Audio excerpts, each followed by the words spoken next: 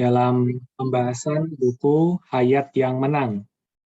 Saudari, kita sangat terberkati ya melalui pertemuan demi pertemuan, dan kita akan masuk ke pertemuan yang keempat pada malam ini.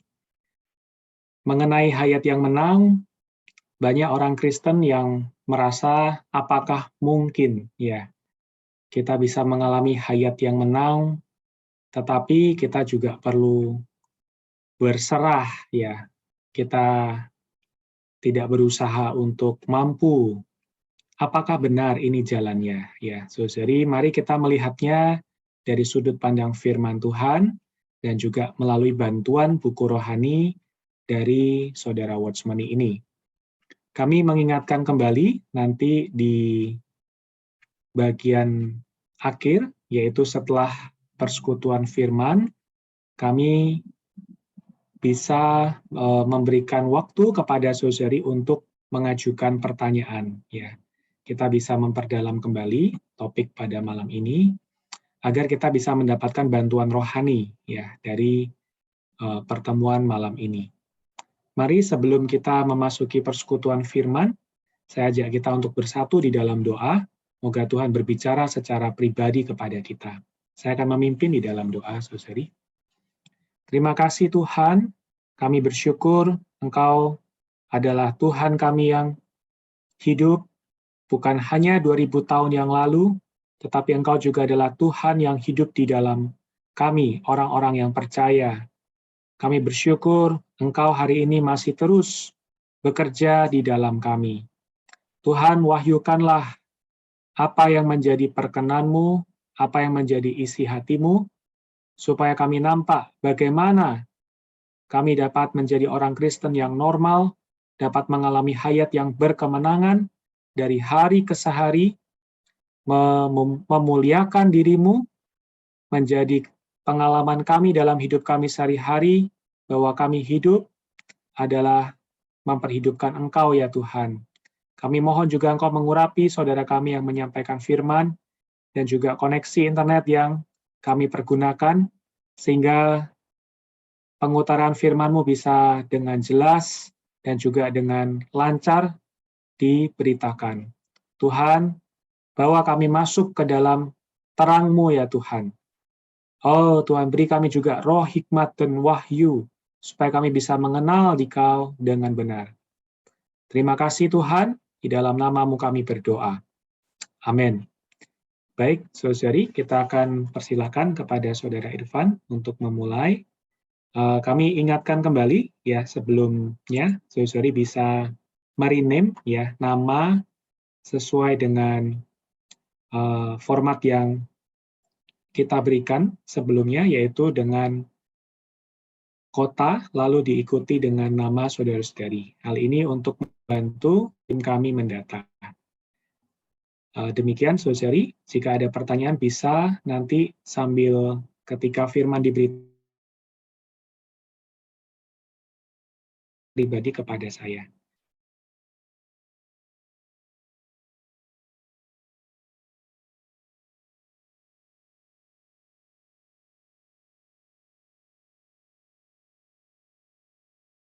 Ya, amin, puji Tuhan. Baik, ya terima kasih Saudara Hansen untuk awalnya doanya ya.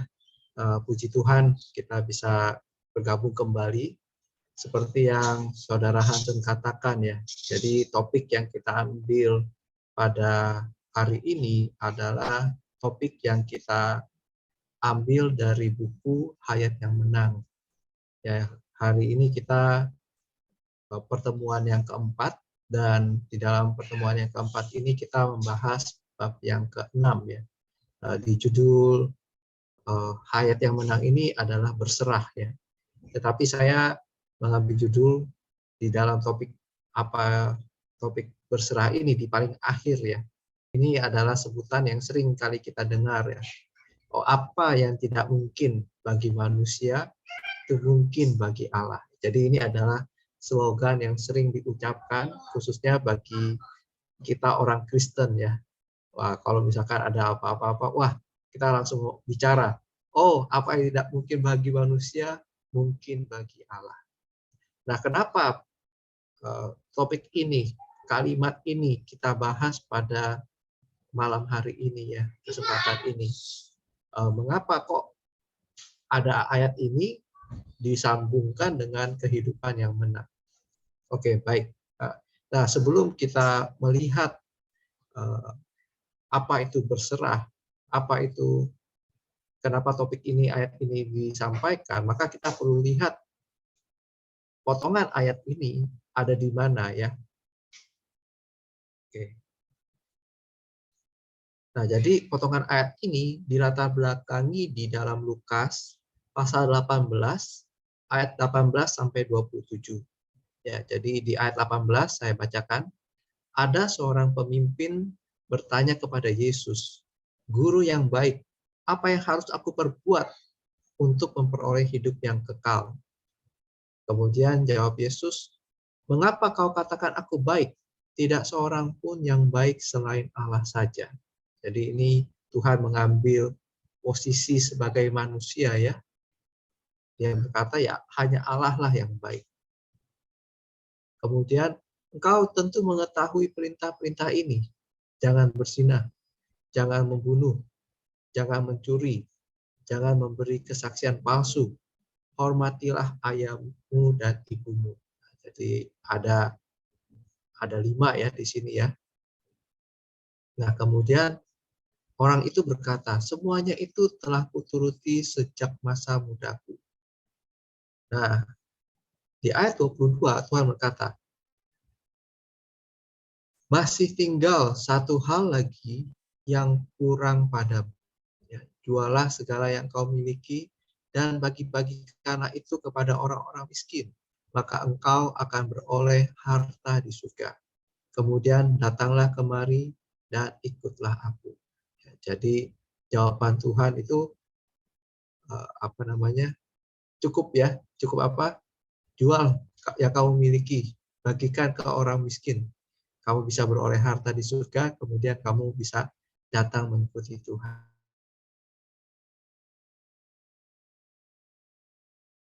Itu dia sedih. Mengapa? Ternyata dia kaya ya. Dia memang tidak berzinah, tidak membunuh, tidak mencuri, tidak memberi kesaksian palsu. Mungkin di pandangan dia menghormati ayahnya, ibunya. Tetapi Tuhan tetap bisa berkata ya, ada satu hal lagi yang kurang padamu. Yaitu apa? Kamu kaya, kamu mau nggak mempersembahkan milikmu, bagikan ke orang-orang miskin, kemudian ikut aku. Nah, karena dia sangat kaya, dia sedih ya, lalu dia meninggalkan Tuhan ya. Jadi Yesus berkata, alangkah sukarnya orang yang banyak harta masuk ke dalam kerajaan Allah. Sebab lebih mudah seekor unta masuk melalui lubang jarum daripada seorang kaya masuk ke dalam kerajaan Allah. Yang mereka yang mendengar itu berkata, jika demikian siapakah yang dapat diselamatkan? Lalu kata Yesus, apa yang tidak mungkin bagi manusia, mungkin bagi Allah. Jadi saudara-saudari, topik ini sangat menarik ya. Jadi kata apa yang tidak mungkin bagi manusia, mungkin bagi Allah, ini dilatar belakangi oleh orang yang kaya, yang dia ingin memperoleh hidup yang kekal. Dan Tuhan secara khusus memberitahu 5 perintah. Jangan berzina, jangan membunuh. Ini adalah hubungan dengan manusia ya. Dan dia berkata, oh semua sudah kuturuti. Tapi Tuhan berkata, masih tinggal satu hal lagi yang kurang padamu. Jadi sebenarnya yang tidak mungkin bagi manusia, ini adalah yang kurang, yang masih tinggal pada diri kita hari ini. Nah, ketika kita memiliki satu hal yang kurang, yang ada pada diri kita, yang membuat kita tidak mutlak mengikuti Tuhan. Nah, itulah yang bisa Tuhan kerjakan dan Tuhan dapatkan. Jadi kata ini adalah kata yang untuk membuat kita benar-benar berserah seperti yang tadi saudara katakan. Maka dari itu ketika membahas di bab yang ke-6 mengenai berserah, saudara kita memakai ayat ini ya.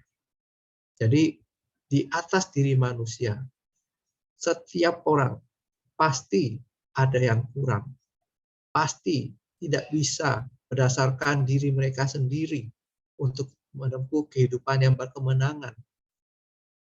Perlu Tuhan itu sendiri ya.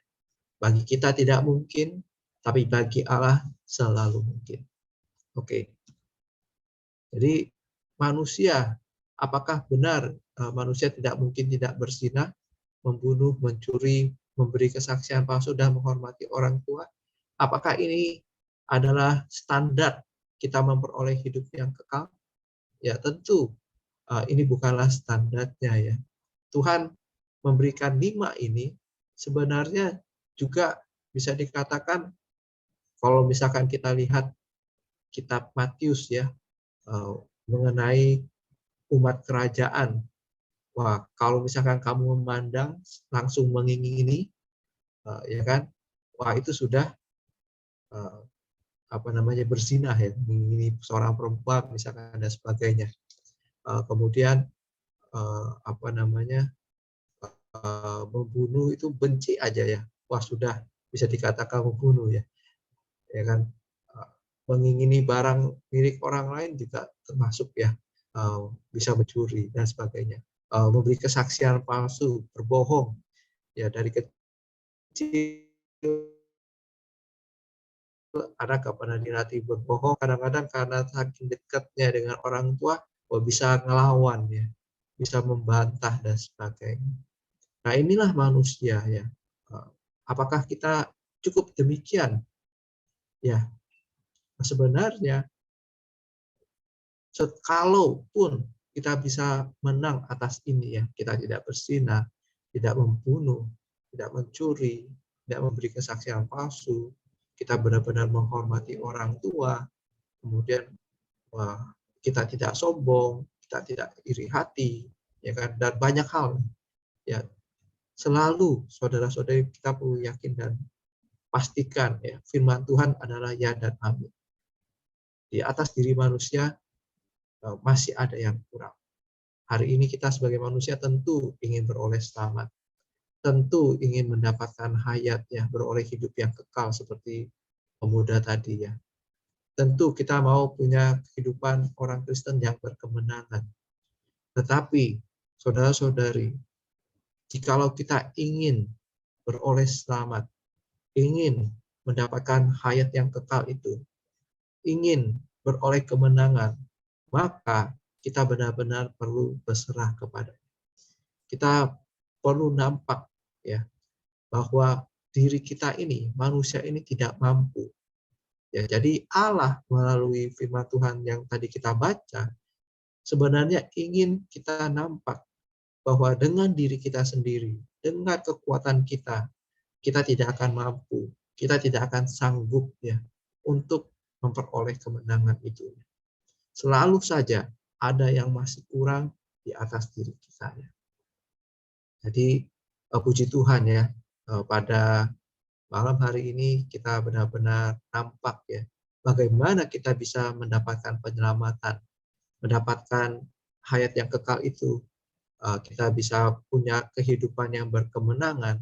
Nah, di buku ini diberitahu kita perlu menyerah, kita perlu berserah, dan kita boleh sering-sering ya berkata kepada Allah, ya Allah, aku tidak mampu, aku menyerah. Jadi ini sungguh suatu hal terang yang baru juga ya bagi saya ya. Kebanyakan secara tidak langsung ya, ketika mulai marah dengan anak ya, saya berkata, Tuhan buat aku tidak marah ya. Tapi melalui membaca buku ini saya kembali lagi bersandar dicelikkan ya, doa yang paling tepat bukan Tuhan tolong aku supaya aku tidak marah, tapi kita boleh berdoa, Tuhan aku tidak mampu untuk tidak marah terhadap anakku, Tuhan aku menyerah ya. Jadi kita perlu banyak berserah kepada Tuhan ya. Aku tidak mampu untuk tidak marah, aku tidak mampu untuk apa yang kurang atas diri kita, mungkin kita temperamental dan sebagainya, kita boleh utarakan kepada Tuhan. Kita bisa beritahu yang kurang pada diri kita. Ya, mungkin banyak orang kenal saya yang berkata, wah, Irfan ini orangnya sabar. Oh, saudara-saudari, anak saya membuat saya tidak bisa sabar. Dan untuk itu Tuhan juga terangi, Irfan, apakah kamu mau menyerah? Atau kamu berdasarkan diri kamu sendiri sabar terhadap anak kamu? Tuhan ingin saya menyerah. Ya, saya berkata, Tuhan, oh aku benar-benar tidak bisa sabar. Aku tidak mampu, aku menyerah. Jadi saudara-saudari, di atas kelemahan-kelemahan kita boleh berserah kepada Tuhan. Jadi inilah cara keselamatan, cara kita memperoleh hayat yang menang, memperoleh kemenangan di dalam kehidupan kita sehari-hari ya. Jadi inilah yang akan kita bahas pada malam hari ini ya. Nah, saudara-saudari, menyerah itu artinya lepas tangan, tidak peduli, atau bahkan secara tanda kutip ya, itu adalah mati ya. Jadi hari ini permasalahan di atas diri kita manusia adalah kita selalu aktif. Kita tidak mau menyerah, ya. Kita tidak mau lepas tangan. Kita tidak mau tidak peduli, ya. Kita benar-benar peduli. Kita ini masih hidup ya. Mikir sana, mikir sini, berusaha sana, berusaha sini, ya. Tidak mau melepas tangan kan ya. Mau berusaha dengan diri sendiri. Oh, saya coba demikian. Oh, saya coba demikian, ya. Misalkan bersabar.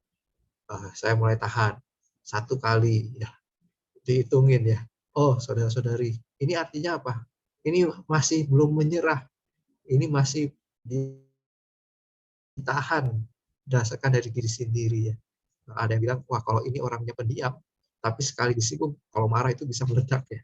Ya inilah kalau kita tahan-tahan ya, tidak menyerah, tidak lepas tangan, tidak mati ya. Sebaik-baiknya alamiah kita ya, suatu saat nanti akan meledak ya.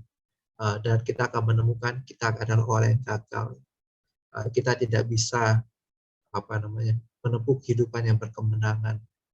Karakter-karakter yang kita pikir baik ya tidak bisa kita nyatakan ya, karena kita masih belum menyerah, kita tidak lepas tangan ya. Nah, jadi saudara-saudari, puji Tuhan ya, melalui buku ini saudara kita mengingatkan hari ini sebagai manusia kita harus sadar kita hanya patut mati di atas kayu salib ya.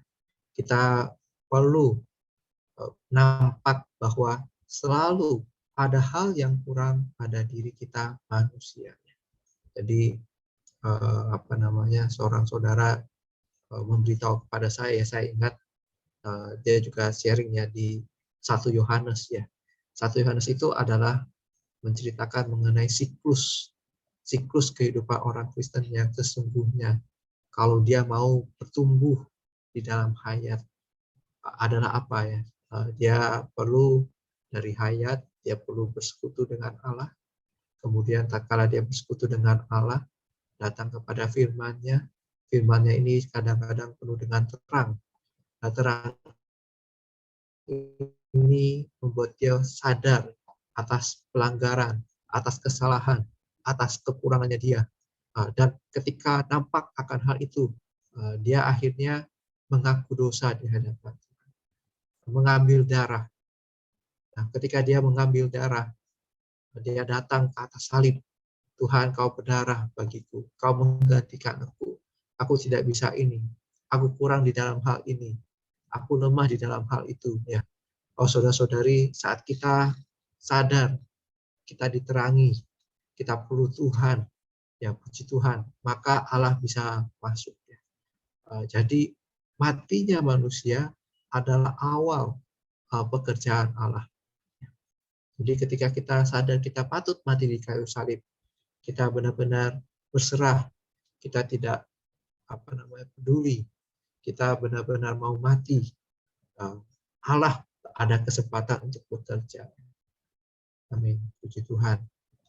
Jadi saudara-saudari, semoga kita sadar hari ini iblis terus-menerus berusaha Supaya apa? Supaya manusia ini bergerak, supaya kita ini bergerak. Ini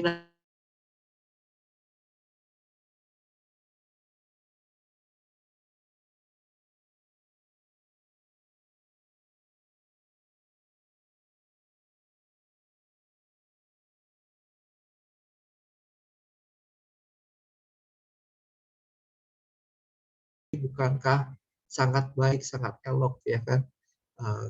Makan. Kalau kamu makan, kamu akan demikian. Nah, hari ini iblis berupaya supaya manusia ini bergerak. Hari ini banyak sekali ya seminar-seminar motivasi-motivasi ya. Untuk apa? Untuk manusia ini bergerak. Nah, saya belakangan ini eh, ada bicara dengan adik saya ya. Wah, dia bilang, wah, saya punya teman sangat rohani, ikut seminar-seminar ya, seminar-seminar motivasi rohani ya. Dia ikut KKR di mana-mana. Wah, ternyata dia menghabiskan uang ya, pelesiran dengan baik, hutang sana sini karena gaya hidup ya. Wah, jadi butuh bantuan keuangan dan sebagainya. Jadi ternyata adik saya menemukan bahwa temannya ini walaupun ikut KKR dan sebagainya, karena dia berusaha dari dirinya sendiri, dia tidak mendapatkan Tuhan, akhirnya dia justru malah terjerumus ya, makin dalam. Jadi sungguh sangat kasihan ya, kalau misalkan kita hari ini tergoda oleh si iblis untuk bergerak berdasarkan daya upaya kita ya. Ya, jadi saya juga pernah punya teman yang bilang sama saya ini pernah coba ya, jadi suka merokok ya, dia bilang, saya ini suka merokok dan saya tahu ini tidak baik ya. Dia bilang dia kan jadi kurus ya semenjak dia rokok, satu hari bisa 1 slop dan sebagainya ya. Dia berkata, wah, saya susah sekali nih lepas dari rokok ya. Tapi dia berusaha, dia coba ya kan, coba ganti dengan permen yang ada bau-bau cengkehnya dan sebagainya, tapi nggak bisa ya. Satu hari dia mungkin bisa, besoknya dia malah suka double ya. Kalau misalkan dulunya hanya 1 bungkus, dia coba tahan, hari ini mungkin bisa, besoknya langsung dia berkata dihabisi 2 bungkus. Jadi dia berusaha, iblis berusaha, selalu ingin manusia ini bergerak berdasarkan usahanya sendiri. Namun saudara-saudari, banyak kali ketika kita jatuh, saudara-saudari, maka kita akan gagal dan gagal. Jadi walaupun bisa dikatakan apa yang kita usahakan itu ada sesuatu hal yang rohani, ya kan? Kita berusaha untuk ikut KKR yang bagus ya kan, rohani. Tapi kita bergerak, kita berusaha dari diri kita sendiri, saudara-saudari, maka kita masuk ke dalam cobaannya iblis.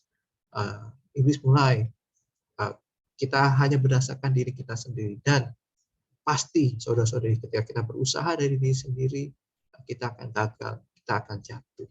Jadi inilah pengalaman dari kebanyakan kita hari ini ya. Nah, jadi saudara-saudari, hari ini kiranya kita sadar kemenangan kita itu tergantung pada kita membiarkan Kristus menggantikan kita untuk menang. Jadi kita harus benar-benar berserah. Kita benar-benar tidak bergerak ya, dan biarkan Kristuslah yang menggantikan kita untuk menang. Hanya Dia yang bisa menang ya. Saya sangat menikmati hari ini ya, kebetulan membaca firman Tuhan ya. Ketika Tuhan dibaptis ya, di sana langit terbuka ya kan.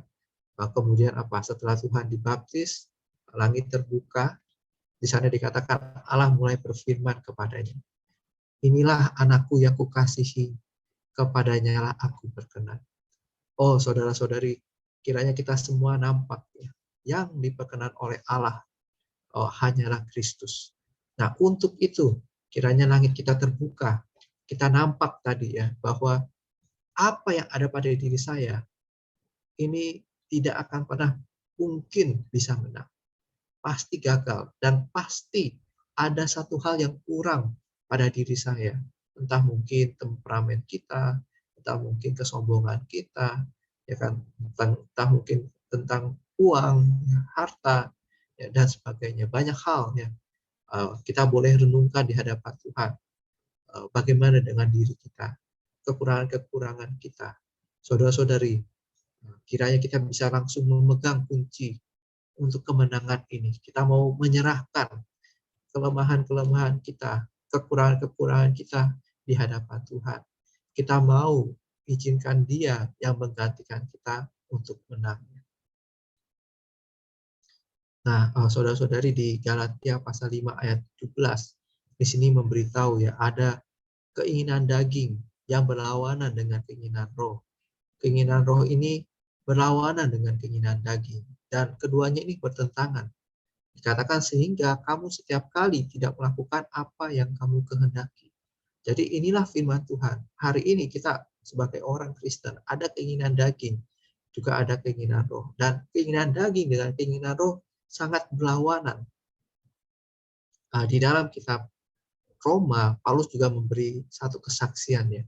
Dia berkata di Roma pasal 7, kehendak untuk berbuat baik itu ada padaku, tetapi untuk melakukannya tidak. Ya, sampai-sampai Paulus berkata, aku ini manusia celaka. Siapakah yang dapat membebaskan aku dari tubuh maut ini? Paulus menemukan, dia berusaha. Ya, dia adalah orang yang top waktu itu. Ya kan? Dia sangat mengerti hukum Taurat. Dan bahkan kadang dia waktu itu pernah bersaksi terhadap hukum Taurat ini, dia tidak bercacat. Tapi dia tetap berkata, aku ini manusia celaka. Kehendak berbuat baik ada padaku. Tetapi untuk melakukannya tidak.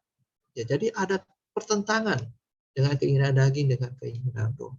Kita seringkali melakukan apa yang tidak kita kehendaki. Kita tidak mau marah, tetapi malah jadinya marah-marah. Kita maunya sabar, jadinya tidak sabaran. Jadi inilah pengalaman ya dalam kehidupan ya. Begitu kita berusaha, saudara-saudari, banyak kali setiap mulai bertekad, saya tidak mau salah, malah banyak salah. Setiap kali bertekad, mau ini, malah salah. Mau itu, malah salah. Jadi, moga saudara-saudari kita bisa mengenal rahasia ini ya. Jadi di buku itu saudara ini cerita ya, mengenai seorang perwira ya, dia ini sudah percaya Tuhan, bertobat, dan dia nampak ya bahwa dia ini perlu lepas dari merokok ya. Nah, kemudian singkat cerita dia cari saudara ini untuk untuk bersekutu. Saudari, saya ada sesuatu yang ingin saya sampaikan dengan serius ya. Ketika dia ajak saudara ini sharing wah saya ini tidak bisa merokok dan sebagainya. Dan respon saudara ini sungguh sangat menarik ya. Dia nggak menasihati harus bagaimana, dia hanya ketawa. Nah, lalu saudara ini berkata ya, kamu memang tidak bisa tidak merokok. Ya terus bagaimana caranya? Ya kamu tidak mungkin tidak bisa. Hanya Tuhanlah yang bisa, yang menggantikan Anda ya. Kemudian Anda perlu nampak akan hal ini ya. Ya puji Tuhan ya, waktu itu saudara ini ternyata akhirnya nampak ya. Ketika ditanya orang, apakah kamu bisa berhenti merokok? Dia selalu menjawab, saya tidak bisa berhenti merokok. Ya. Tapi Tuhan saya bisa. Dan saat itu, dalam sedetik itu ya, besoknya, kemudian selama beberapa hari, ketika dia bertanya, istrinya juga bertanya, dia selalu menjawab hal yang sama. Bisa nggak kamu tidak merokok? Suaminya ini menjawab, saya tidak bisa. Tetapi Tuhan yang bisa. Dan akhirnya Tuhan memenangkan dia ya. Benar-benar dia bebas dari merokok. Nah, semoga saudara-saudari hal ini juga bukan hanya sebatas kita tahu, saya juga rindu ya melalui saya menampak akan hal ini. saya juga mau belajar. Tuhan, bukan aku, tetapi Engkau. Aku mau berserah, aku mau bersandar kepadamu. Aku nampak ya, di dalam diriku ini saya tidak mampu. Ya. Selalu ada yang kurang pada diriku. Ya. Dan saya mau belajar berserah kepada Engkau. Amin. Puji Tuhan ya. Saudara-saudari, dosa kita yang besar adalah kita tidak percaya. Jadi setiap hari seringkali kita mengurusi dan menekan diri sendiri. Wah, saya mau ini, saya mau itu. Kita berusaha. Kita tidak percaya sepenuhnya. Kita benar-benar tidak berserah sepenuhnya ya. Jadi sebagai contoh ya, ketika ada andong lewat ya kan, apakah waktu itu jadi misalkan saya ganti ya, bukan andong deh, ada seorang yang punya tanaman ya kan, bercocok tanam, petani, dia menuai tuaiannya dan dia biasa mengangkut ya hasil panenannya ini ke pasar ya, dan dia harus pergi ya memikul itu ya. Nah, singkat cerita, bapak ini yang sudah menuai dan sedang berjalan menaruh bakulnya itu ya untuk berjalan untuk menjual ke pasar. Tiba-tiba ada orang yang dia kenal ya, dia punya truk ya, truk terbuka, dan dia berkata, ayo saya antar kamu ke sana ya. Dan ketika dia naik, tapi dia masih pikul ya, dia tidak meletakkannya. Nah, inilah orang yang berdosa di pandangan Allah, tidak percaya kalau Allah bisa menggantikan, Allah bisa menang. Dia masih berusaha dari diri sendiri.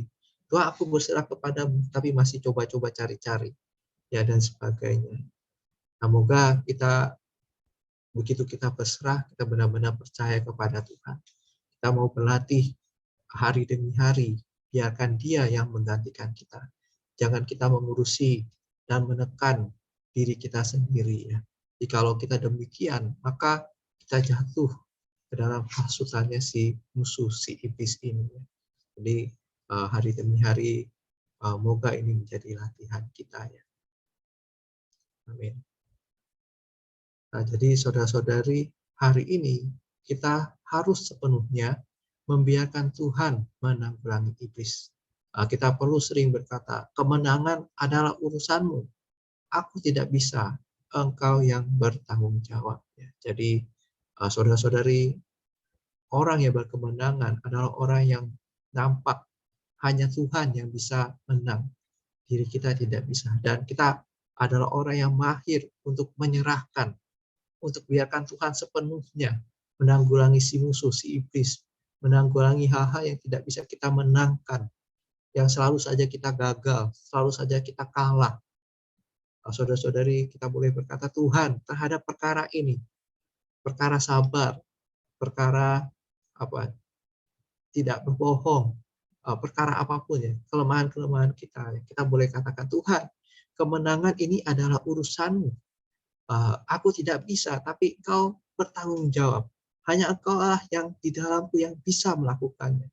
Aku mau mengizinkan Engkau yang bekerja di dalamku ya. Ya, moga Engkau yang bertanggung jawab dan memberi aku kemenangan. Jadi saudara-saudari, moga kita bisa berlatih ya. Kalau saudara-saudari dampak kuasa ini tidak bisa menang terhadap anak saya, kita boleh berkata, Tuhan, aku tidak bisa menang dalam mengurus anak saya dengan sabar dan sebagainya. Tapi aku mau berserah kepadamu. Biarlah Engkau menjadi kemenanganku. Ya, Engkaulah yang menjadi kesabaranku. Dan saudara-saudari, jika kita mengizinkan dia menang, pasti ya, dia yang bertanggung jawab. Dia akan membawa kita kepada kemenangan. Nah, inilah iman kita, inilah kepercayaan kita, dan inilah yang seharusnya menjadi praktek kita ya dalam kehidupan kita. Nah, saudara-saudari, Paulus di 2 Korintus 12 ayat 9 memberitahu ya, bahwa ketika dia menghadapi banyak hal, kesulitan khususnya, ya Tuhan menjawab kepada Paulus, cukuplah anugerahku bagimu. Sebab justru dalam kelemahanlah kuasaku menjadi sempurna. Sebab itu aku terlebih suka bermegah atas kelemahanku, supaya kuasa Kristus turun menaungi aku. Amin. Jadi puji Tuhan, saudara-saudari, hari ini kiranya kita bisa punya pengalaman seperti Rasul Paulus ini. Kita lemah, kita tahu banyak kekurangan-kekurangan kita. Kita tahu apa yang kita tidak bisa menang. Kita boleh berkata, Tuhan, anugerah-Mu itu cukup. Dalam kelemahanku ini, dalam kekuranganku ini, biarlah kuasa-Mu yang menjadi sempurna. Bahkan di dalam kelemahan ini, aku bisa bermegah supaya kuasa-Mu menaungi aku. Jikalau Anda melihat saya sabar, itu adalah kuasa Kristus. Itu adalah anugerah Kristus. Jika Anda melihat saya bisa baik dengan istri, dengan anak, dan sebagainya, itu bukan saya, tetapi adalah Kristus. Anugerahnya cukup bagi saya. Kuasanya turun menaungi keluarga kami.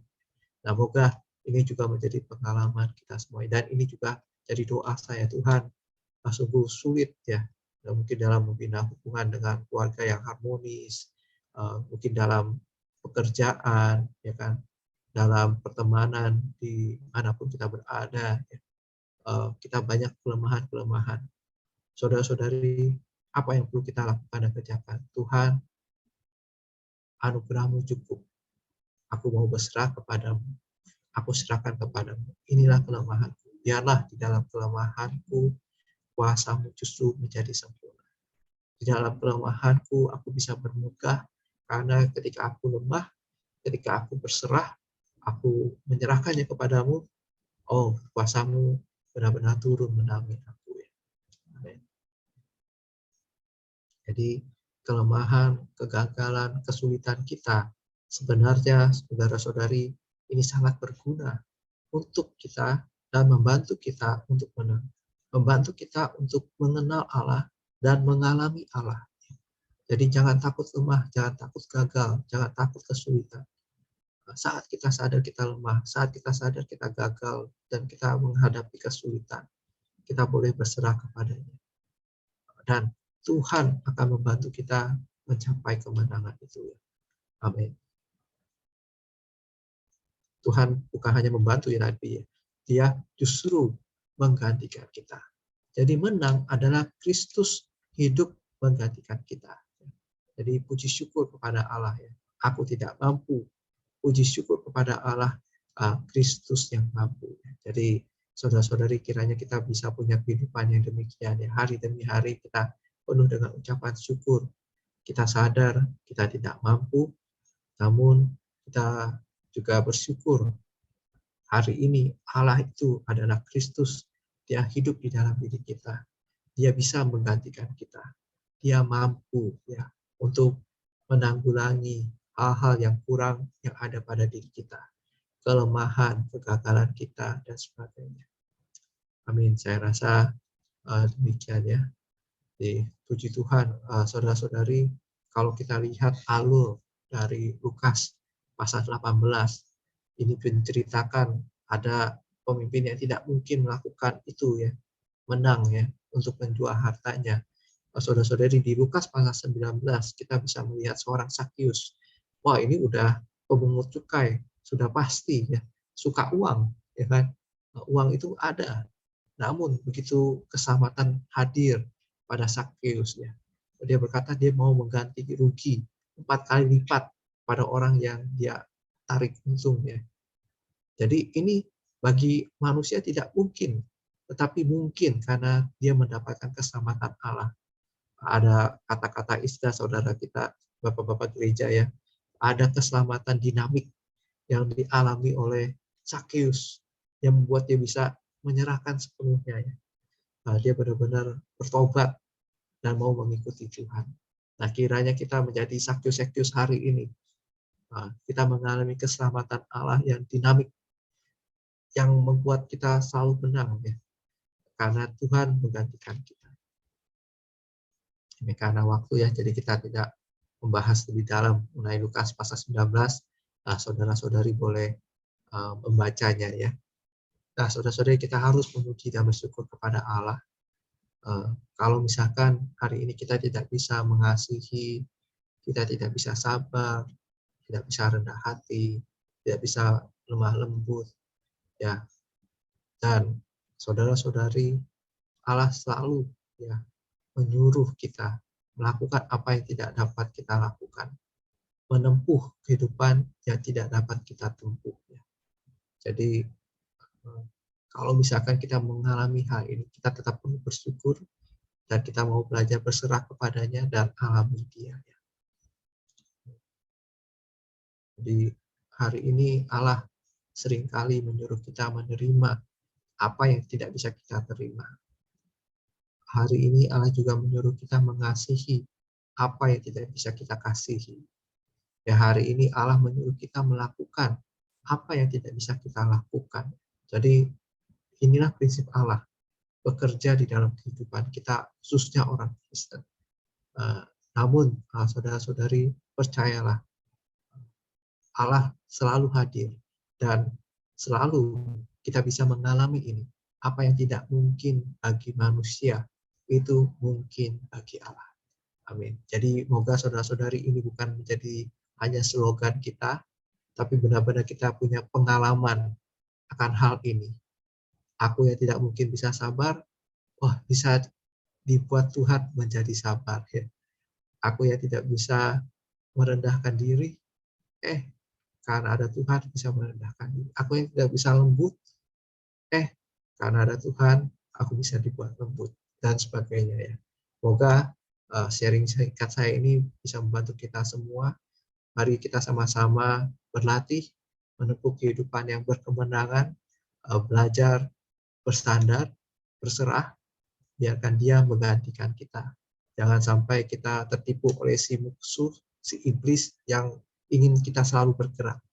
Kita boleh berserah kepada Tuhan, biarkan Tuhanlah yang bergerak menggantikan kita.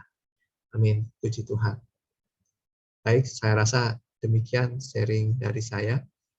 Saya kembalikan ke host. Amin. Puji Tuhan. Amin. Puji Tuhan. Terima kasih pada Saudara Irfan ya atas penyampaiannya. Tadi saya cukup tertarik juga ya, saudari ya, tentang dua orang kaya ya. Yang satu pemimpin. Pemimpin ini saya rasa dia lebih bermoral ya kalau dibandingkan dengan Zakheus ya, karena dia adalah seorang pemimpin dan juga dia telah menuruti perintah Tuhan itu sejak masa mudanya. Tapi Zakheus ini kelas kakap ya, orang dosa kelas kakap ya, suka uang ya. Tapi alangkah hebatnya ya, Tuhan bekerja sehingga hayat yang menang itu bisa ditampilkan di dalam diri seorang Zakheus yang pemungut cukai kelas kakap ini ya, saudara-saudari sekalian. Jadi apa yang tidak mungkin bagi manusia, sungguh itu adalah mungkin bagi Allah. Amin. Mari kita melanjutkan ke sesi tanya jawab. Sudah ada satu pertanyaan yang masuk. Saya akan bacakan dari Bapak Johan ya, dari Jakarta. Ada satu quote ya yang mengatakan ya, do your best, God will do the rest. Nah, apakah ini benar ya? Jadi melakukan bagian kita, maka Tuhan akan melakukan bagiannya. Apakah ini benar? Ini yang pertama ya. Lalu yang kedua, apakah bedanya antara mati dan pasif? Ya, mungkin kita coba bahas yang pertama dulu ya, Saudara Irfan. Amin. Amin. Ya, jadi quote ini sungguh sangat sering ya dibicarakan ya. Do your best, God will do the rest ya. Namun kita sadar ya bahwa kebenaran di dalam firman Tuhan adalah kita dengan Allah kita ini sudah bersatu ya.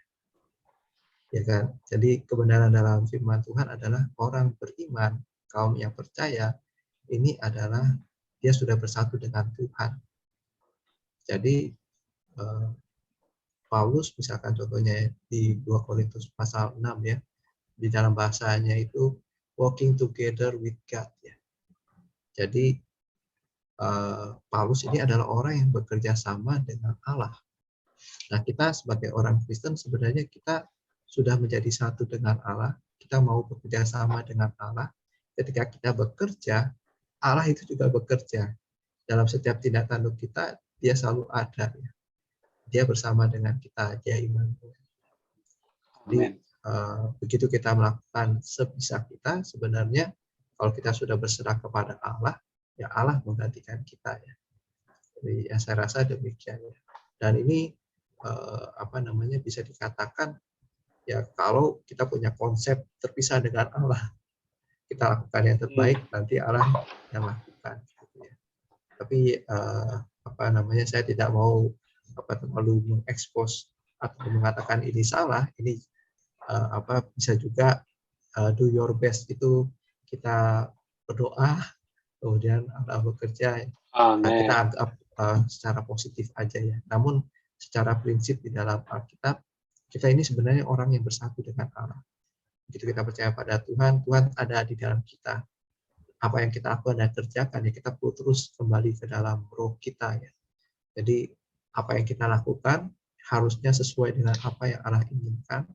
Ya, kita bekerja, Allah pun bekerja. Kita harus jadi satu dengan Allah kita. Amin. Amin. Baik, sangat baik ya. Jadi do your best menjadi bagian kita ini justru makin kita banyak berserah dan banyak bersandar ya, saudari. Artinya kita tidak berjalan sendiri-sendiri ya. Artinya kita justru malah bersatu dengan Tuhan. Itulah peran kita yang paling baik ya, saudari. Tidak merdeka dari Dia. Lalu pertanyaan ini juga masih berlanjut ya, saudara. Ternyata tadi apa bedanya mati dan pasif? Ya, mungkin saudara Ivan boleh memberikan bantuan mengenai bedanya mati dan pasif. Apakah ini beda ataukah sama?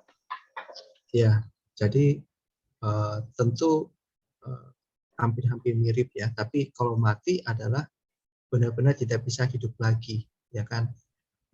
Seperti yang tadi saya katakan, mati itu adalah kita membawa salib, ya kan? Ada Kristus yang disalibkan, jadi tidak lagi ada diri sendiri. Dan mati ini tentu mengalami hayat kebangkitan. Minggu lalu ya saudara Hasan katakan bukan aku tapi Kristus ya.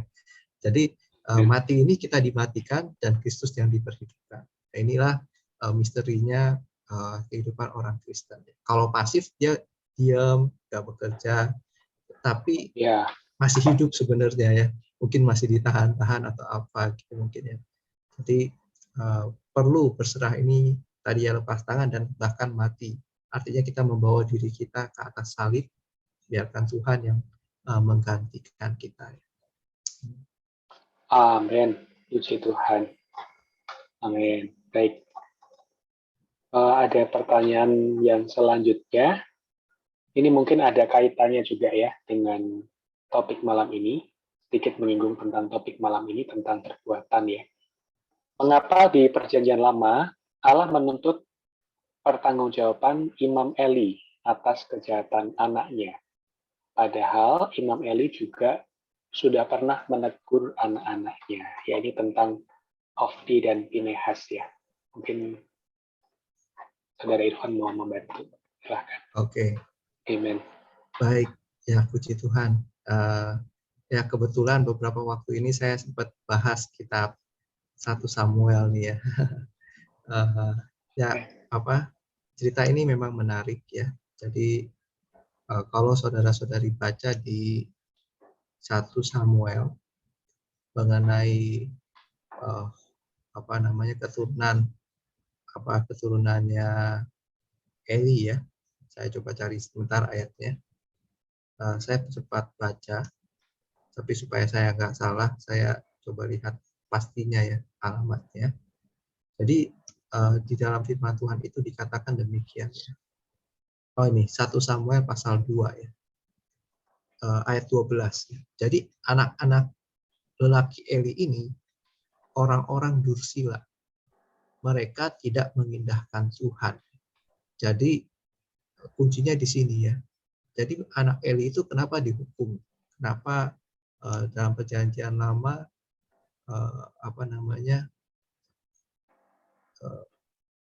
dia dihukum ya, yaitu karena dursila tidak mengindahkan Tuhan. Dan Imam Eli itu memang sudah menasihatinya ya, tapi tidak berhasil, ya kan? Kemudian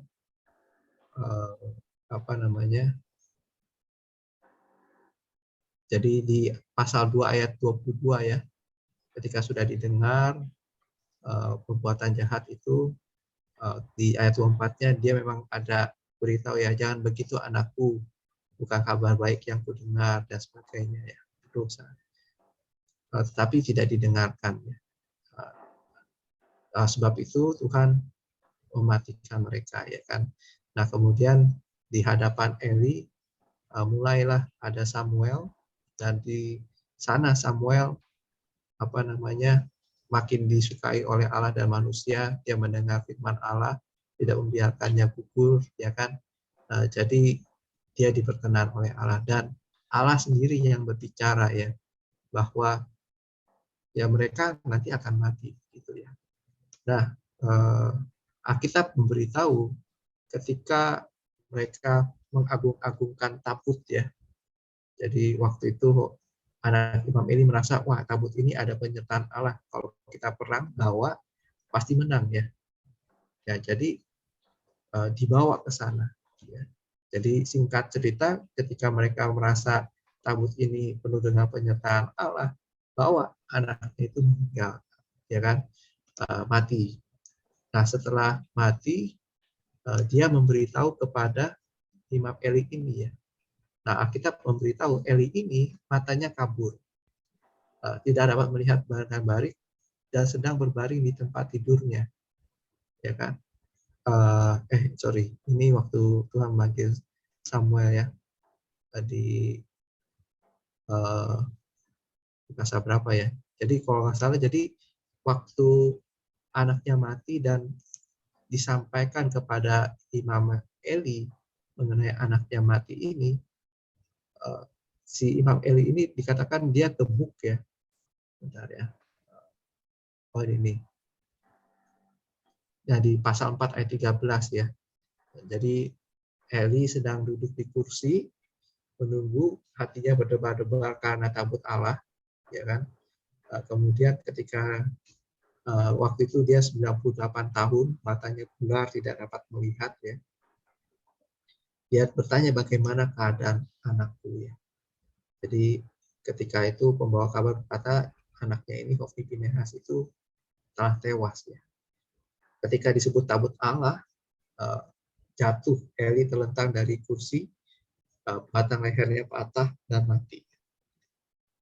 Dikatakan sebab telah tua dan gemuk orangnya.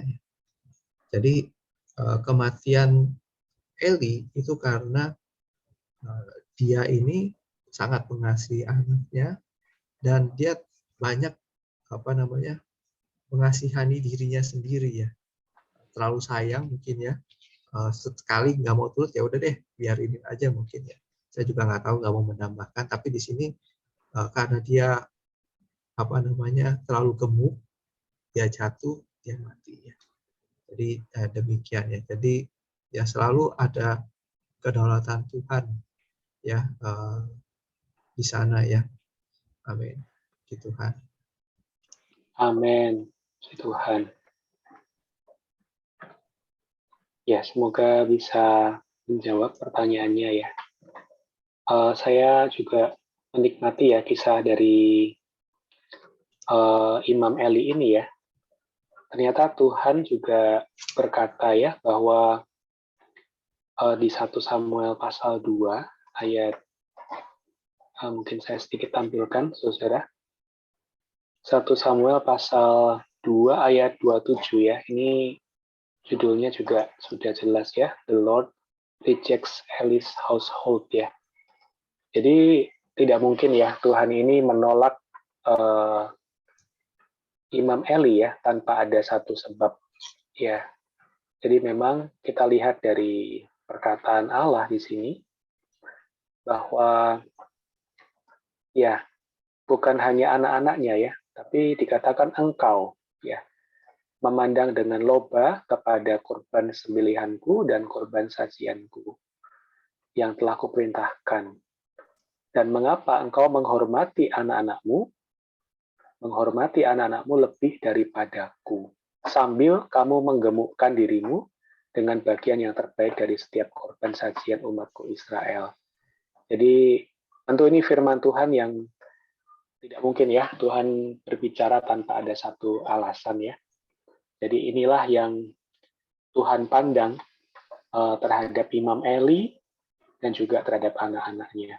Ya, dia lebih menghormati anak-anaknya lebih daripada Tuhan. Jadi pasti juga Imam Eli ini ada satu tanggung jawab ya, saudara-saudari, sebagai orang tua di dalam berperan ya, mendidik anak-anaknya. Ya, semoga jawaban ini bisa membantu dan membuat kita juga para orang tua khususnya ya semakin banyak bersandar ya kepada Tuhan dan mohon pimpinan Tuhan untuk keluarga kita. Amin. Sedikit dari saya. Apakah ada tambahan dari saudara-saudari? Atau ada pertanyaan lagi? Silakan, saudari. Baik. Saya di sini menemukan ada satu pertanyaan yang masuk ya, saudara Irfan. Coba kita bahas. Berserah sama dengan lepas tangan.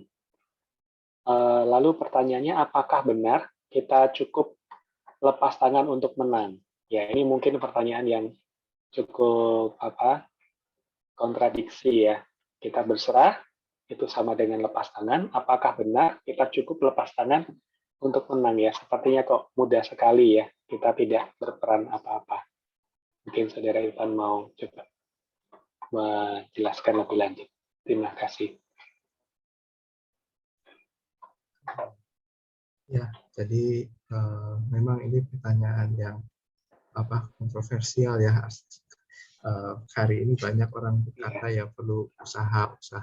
Jadi kata lepas tangan di sini adalah kita sadar ya alamiah kita dalam daging kita ya, kita tidak akan mampu ya. Jadi sebaik-baiknya kita ya, yang namanya alamiah yang berasal dari diri ya, dari keturunan Adam, tidak akan pernah bisa menang. Kalau kita bertahan, kita bisa, yaitu hanya saat bisa sabar ya, tapi hanya untuk sabar ke segelintir orang. Mungkin hanya bisa sekali dua kali mengampuni misalkan, ya hanya bisa untuk kesalahan-kesalahan tertentu. Jadi benar sekali ya, perkara berserah ini ya adalah, atau perkara lepas tangan ini adalah kita tidak bersandar pada hayat alamiah kita. Kita benar-benar sadar dalam diri kita tidak ada yang baik dan kita mau menyerahkannya kepada Tuhan dan kita mengizinkan Tuhan yang menggantikan kita. Amin. Ya, puji Tuhan. Jadi kita hari ini berserah itu lepas tangan. Ini betul-betul artinya kita mengandalkan Tuhan secara aktif ya, saudara-saudari. Jadi berserah di sini dari sudut pandang manusia kita, ya kita tidak mengandalkan apa-apa di dalam diri kita. Tapi berserah ini juga berarti secara aktif ya kita mengandalkan Tuhan kita. Jadi bukanlah suatu hal yang pasif ya, tidak melakukan apa-apa. Justru kita makin erat bersatu dengan Tuhan, mengikatkan diri pada Tuhan. Amin. Semoga ini bisa makin memperjelas ya, saudara-saudari. Baik, ada satu lagi pertanyaan yang masuk. Saya bacakan di sini. Bagaimana kita mengetahui kehendak Tuhan di dalam hidup kita?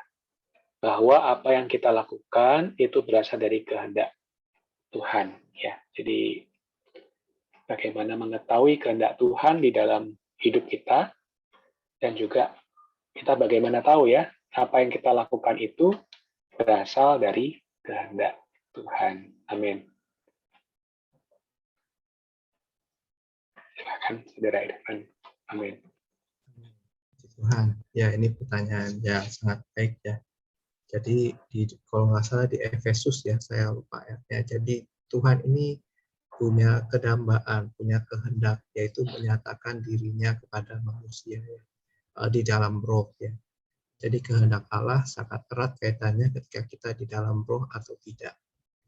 Dan tentu kita bisa mengenal kehendak Allah melalui putranya ya, melalui perkataan para rasul yang ada di dalam roh ini, yaitu di dalam firman Tuhan.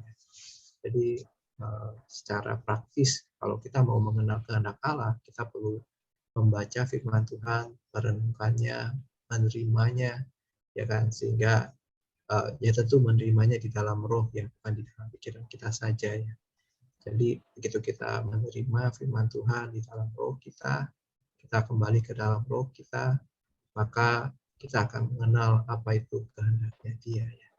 Dan secara singkat kita bisa lihat dari contohnya ya, dari firman Tuhan di Kejadian, yaitu apa? Yaitu Allah menciptakan manusia segambar dan serupa dengan diri Allah. Jadi inilah kehendak Allah. Manusia ini bisa segambar dan serupa dengan dirinya. Bagaimana caranya? Ya karena dia melalui proses mati bangkit menjadi roh pemberi hayat yang mau tinggal di dalam diri kita. Jadi kalau kita mau bagi kehendaknya, kita harus segambar dan serupa dengan dirinya. Kemudian di Timotius ya kan, yang menghendaki supaya setiap orang beroleh selamat dan mencapai pengetahuan yang penuh akan kebenaran ya, 2 ayat 4 ya. Jadi Allah mau menghendaki supaya apa? Semua orang ini bisa percaya Tuhan, beroleh selamat. Kemudian bukan hanya percaya Tuhan, punya pengetahuan yang penuh akan kebenaran. Jadi ya firman Tuhan ini begitu kita baca, kita nikmati di dalam roh, bersimpan dalam diri kita semakin mengenal apa yang menjadi kehendaknya ya. Amin. Amin, puji Tuhan. Mungkin ada tambahan dari Saudara Kenny? Kami persilakan. Amin, puji Tuhan, saudari ya. Judul malam ini adalah diambil dasar dari satu kisah di dalam Perjanjian Baru, di dalam kitab Injil. Harusnya tadi saudara kita terus berulang-ulang menceritakan kisah ini. Ya. Saudara kita perlu memiliki satu kesan yang mendalam di dalam berita malam ini, yaitu bahwa kita mengetahui fakta bahwa manusia lama kita telah disalibkan itu adalah satu perkara. Tetapi di dalam pengalaman kita menyadari bahwa diri kita tidak mampu, itu adalah perkara yang lebih lanjutnya. Banyak orang Kristen menyadari bahwa, oh Tuhanlah yang kuat, aku ini lemah. Tetapi selemah-lemahnya kita, manusia yang jatuh ini selalu masih berusaha. Saya lemah, tetapi saya masih berusaha. Sehingga ketika orang membaca tadi quotes yang dibacakan, itu ditanyakan oleh Pak Johan ya, yaitu do your best, God will do the rest. Manusia yang jatuh ketika membaca ini, mereka menganggap, oh ya, kita lemah. Tapi kita masih harus mengerjakan sesuatu. Nah, saudara-saudari, ini adalah satu perkara yang sebenarnya adalah satu sikap yang melanggar, melanggar diri Allah. Ya, di dalam firman Tuhan dikatakan apa yang tidak mungkin bagi manusia, mungkin bagi Allah. Artinya, kalau kita masih merasa mungkin, kenapa kita masih berusaha? Berarti kita masih menaruh sedikit harapan. Kan? Oh, saya ini memang pada dasarnya nggak sabar, tapi saya mau berusaha sabar. Saya mau coba lagi. Saya mau coba lagi. I do the best. Apa artinya I do the best? Artinya adalah saya memang lemah, tapi saya masih bisa lah kalau berusaha sedikit. Berarti kita masih menaruh kemungkinan di atas diri manusia kita. Sehingga apa yang dikatakan dalam firman Tuhan tidak digenapi di atas diri kita. Kenapa? Karena sumbernya adalah salah. Jelas di dalam Yohanes pasal 15 dikatakan bahwa di luar aku kamu tidak bisa berbuat apa-apa. Artinya nggak bisa. Firman Tuhan tidak berkata di luar aku kamu hanya bisa berbuat yang terbaik. Tidak. Alkitab dengan jelas mengatakan bahwa akulah pokok anggur dan kamulah ranting-ranting. Di luar aku kamu tidak bisa berbuat apa. Saudara-saudari, mengenal fakta bahwa kita tidak bisa itu tidak mudah. Kadang Tuhan harus lewat sebuah situasi menundukkan kita, ya, membuat sampai lutut kita goyah. Baru Tuhan bisa menyatakan hayatnya yang benar. Nah, karena itu, kalau kita sudah mengenal di posisi bahwa kita tidak bisa apa-apa, hanya Tuhan yang bisa. Quotes ini baru bisa kita baca baik-baik. Jadi bukan masalah quotes-nya salah atau benar. Masalahnya adalah pengenalan kita. Sampai sejauh mana. Kita boleh bersaksi, saudara. Kita boleh mengecek ya di dalam kehidupan kita sehari-hari. Ya, banyak kali di dalam pengalaman kita itu adalah kita memang tahu kita ini nggak mampu. Siapa yang berani berkata dia mampu? Nggak ada, bukan? Siapa yang berani berkata dia adalah orang yang paling sabar? Tidak ada. Siapa yang berani berkata bahwa dia adalah orang yang paling tough, ya, paling stabil? Nggak ada. Tetapi di dalam pengalaman kita masih menyisakan sedikit. Mungkin saya bisa melakukan sejauh itu. Saya mungkin nggak bisa sabar, tapi paling tidak saya bisa sedikit lebih sabar daripada kemarin. Artinya masih ada setitik kemungkinan. Sehingga hayat yang menang itu tidak nyata di atas diri kita. Jadi saudara-saudari, kita sungguh perlu Tuhan membawa kita melihat sampai sedalam-dalam bahwa kita adalah tidak mampu. Benar-benar tidak mampu. Sehingga baru kita bisa berkata, apa yang tidak mungkin bagi manusia, mungkin bagi Allah. Mengapa Tuhan terhadap orang kaya itu, Tuhan harus menyingkapkan. Tuhan suruh jualah semua harta. Karena Tuhan tahu, bagian itu yang akan membuat dia, sampai dia menyadari dia tidak mampu. Dia soal menghormati orang tua, dia mampu. Dia soal tidak berzina, tidak berbohong, dia mampu. Tidak mencuri, dia mampu. Tapi bagian titik tertentu itu, di titik itulah baru dia bisa mengalami apa yang tidak mungkin bagi manusia, mungkin bagi Allah. Saudara-saudari, semoga Tuhan ya menyentuh bagian yang tidak mungkinnya kita. Tuhan mau mendapatkan Paulus adalah demikian. Tuhan mau mendapatkan Yakub juga adalah demikian. Tuhan mau mendapatkan kita juga sama. Saudara-saudari, mari kita coba flashback. Mengapa kita bisa beroleh selamat? Karena sampai satu titik kita mengakui bahwa kita tidak mungkin bisa menyelamatkan diri kita. Kita sampai satu titik kita menyadari kita orang dosa. Segala sesuatu yang kita lakukan adalah dosa. Di atas diri kita tidak ada yang bisa, tidak ada keselamatan. Barulah di titik itu kita percaya kepada Yesus, menerima Dia. Nah, problemnya adalah setelah kita menerima Yesus, kita tidak hidup di dalam sikap waktu kita percaya Tuhan. Lebih-lebih setelah kita melewati banyak pengalaman keberhasilan, pengalaman rohani yang luar biasa. Makin kita mengalami itu, makin kita merasa sekarang kita mampu. Dulu saya tidak mampu, sekarang saya sedikit jadi lebih mampu. Akhirnya adalah apa, saudari? Terakhir kita akan menyadari bahwa kita tidak mampu.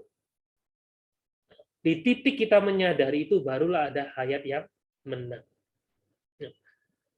Saudari, demikian juga di atas tadi pertanyaan mengenai Imam Eli ya. Kalau saudara mau tahu bagaimana Imam Eli bersikap terhadap anak-anaknya adalah di dalam 1 Samuel pasal 3:13 di sana dikatakan ya, ketika anaknya menghujat Allah, ia tidak memarahi mereka. Memang dalam bahasa Indonesia tidak memarahi, tapi di dalam bahasa aslinya dikatakan dia tidak bersikap keras. Dia bersikap lembek terhadap anak-anak. Artinya, dia masih menaruh, dia bisalah mereka. Mereka masih bisalah. Diomongin sedikit saja sudah bisa. Dia bersikap lembek. Dia tidak sepenuhnya bertanya kepada Allah. Bertanya kepada Yehova. Apa yang harus lakukan terhadap anak ini? Padahal, ya di dalam perkara yang lain, Eli belajar banyak hal. Belajar taat kepada Allah. Tapi khusus di dalam anaknya. Itulah sebabnya Tuhan berkata, engkau harus mempertanggungjawabkan. Saudara-saudari, ketika kita bicara hayat yang menang, sepertinya satu slogan yang mudah. Namun, kita mohon Tuhan oleh belas kasihan-Nya, membawa kita sampai satu titik demi satu titik. Kita menyadari apa yang tidak mungkin bagi Kenny, barulah mungkin bagi Allah.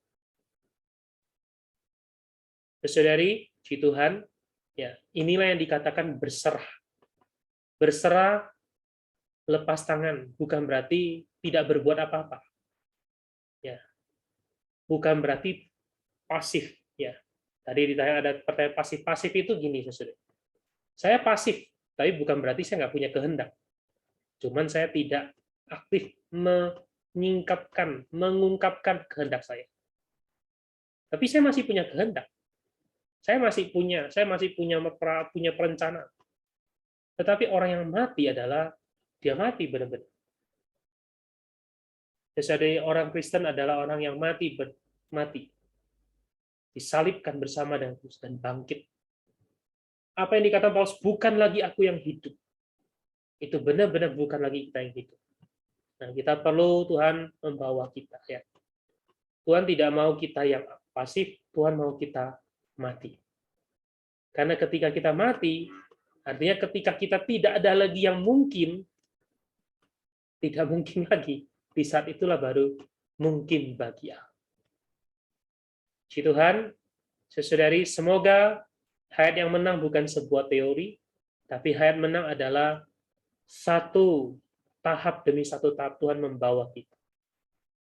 Mungkin di dalam perkara kesabaran tadi saudara Irfan sering kasih contoh. Kita menyadari kita tidak mampu. Bahkan kita tidak mungkin bisa lebih baik. Di saat itulah baru Tuhan bekerja. Di dalam menghadapi orang-orang tertentu. Ya, tadi barusan ya, saya dengan istri ada calling satu orang yang kita layani ya. Dia bercerita bagaimana pengalamannya, dan saya merasa, wah, saudari muda ini dia mulai mencicipi sedikit hayat yang menang. Ya. Dia merasa dulu dia bisa melakukan, dia bisa baca Alkitab, dia bisa merawat orang, dia bisa menelepon, tapi semuanya itu dia lakukan karena ada tuntutan, ada jurnal yang harus dia isi, ada tugas. Tetapi Tuhan terus biarkan itu. Di dalam jurnalnya, di dalam kehidupannya, sepertinya semua di checklist, semua bagus. Namun sampai satu titik, orang domba yang dia rawat ini seharusnya menurut perhitungan dia, menurut bagaimana dia merawat orang ini harusnya sudah bisa menerima Tuhan Yesus, bisa dibaptis. Tetapi orang ini belum mau sama sekali. Mengapa? Karena semua yang dia lakukan adalah dengan, dia yang lakukan, dia mampu. Dia mungkin bisa melakukan itu. Sehingga di akhir-akhir ini dia menyadari titik itu, dia mulai bertobat. Dia berlutut, dia menangis, dia berkata, Tuhan, semua yang saya lakukan itu sepertinya baik. Saya memberitakan firman, saya berdoa, saya memberitakan Injil, saya menelepon orang. Semuanya saya lakukan. Tapi semua saya lakukan dengan apa? Dengan aku mungkin masih bisa lakukan. Saya melakukannya dengan kemampuan saya.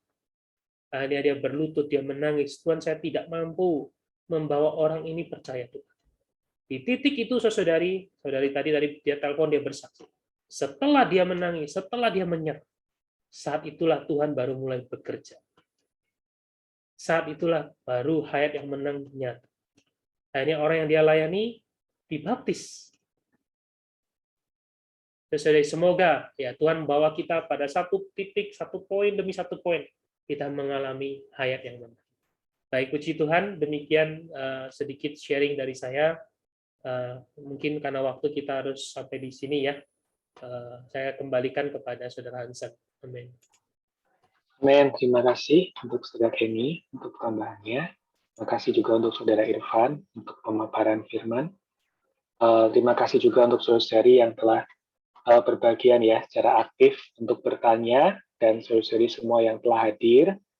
Semoga berita ini tidak berlalu begitu saja. Ya, sangat baik jika saudari mempunyai bukunya, membacanya juga, saudari ya. Ini kita memasuki bab yang ke-6 ya. Kalau saya tidak salah ya, Saudara Irfan ya, bab yang ke-6. Saudari bisa mengulang. Ya, betul, bab yang ke-6 ya, saudari. Baik, sebelum kita mengakhiri, saya ada sedikit pengumuman, saudari. Tadi telah disinggung sedikit ya, mengenai kita perlu juga membawa jiwa kepada Tuhan, ya, saudari. Karena itu, kami juga turut mengundang jika saudara-saudari sekalian ada teman-teman Injil, ya, mereka yang perlu ya menerima firman Tuhan untuk meneguhkan mereka sehingga mereka bisa dimenangkan oleh Tuhan, ya, berpindah dari kerajaan gelap ke dalam kerajaan terang. Kami ada satu wadah di hari Sabtu ini. Berikut undangannya, saudara-saudari. Kita sebut ini adalah sidang penaburan Injil. Jadi siapapun saudari yang merasa teman-teman Injilnya ini bisa mengikutinya secara online. Semoga firman Tuhan yang ditaburkan bisa menggugah hati mereka, ya, bisa menerangi batin mereka, sehingga mereka bisa diselamatkan. Amin. Dengan judul Perkenan Allah, Mencari dan Menyelamatkan yang Hilang, di hari Sabtu ini 27 November jam 5 sore ya, waktu Indonesia bagian barat ya, saudari. Mungkin ada saudari yang lain dari Indonesia bagian tengah dan timur ya. Jadi ini dilaksanakan jam 5 sore waktu Indonesia bagian barat. Dan jika saudari mau mendaftarkan teman-teman Injil ataupun saudari sendiri mau berbagian ya untuk mendengarkan, saudari bisa menghubungi Saudari Priscilla ya di nomor yang tertera. Anda bisa capture ya poster ini, informasi ini untuk nanti bisa disimpan dan dibagikan. Jadi link nanti akan kita berikan bagi saudari yang mendaftar ya. Sekian pengumuman kami. Saya minta bantuan kepada Saudara Irfan ya untuk menutup di dalam doa. Amin. Amin. Baik, mari kita berdoa. Tuhan, terima kasih untuk kesempatan yang Kau berikan kepada kami untuk firman-Mu Tuhan. Buat kami sadar apa yang tidak mungkin bagi manusia adalah mungkin bagi Dikau. Tuhan, Kau berkati hari-hari kami. Jangan biarkan sedikit pun dalam diri kami bergerak, tertipu oleh si musuh. Tuhan tidak bersandar kepadamu. Tuhan, kami tidak mau melakukan hal-hal berdasarkan usaha diri kami sendiri. Kami sadar apa adanya kami tidak mampu Tuhan. Oh Tuhan, banyak dalam diri kami yang tidak mungkin. Tapi ada Dikau yang memungkinkannya Tuhan. Kami mau bukan kami sendiri yang hidup, tapi Engkau yang hidup melalui kami.